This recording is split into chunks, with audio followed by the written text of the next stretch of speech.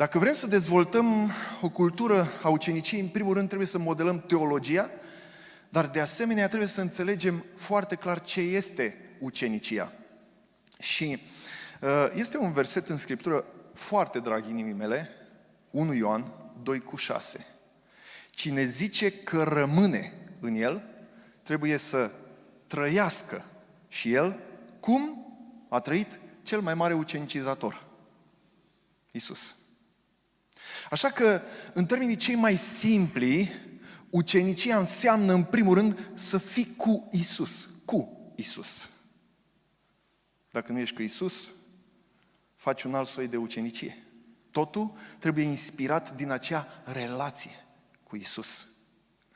Ucenicia înseamnă să fii cu Iisus, apoi, pentru că ești cu Iisus, să fii ca Iisus.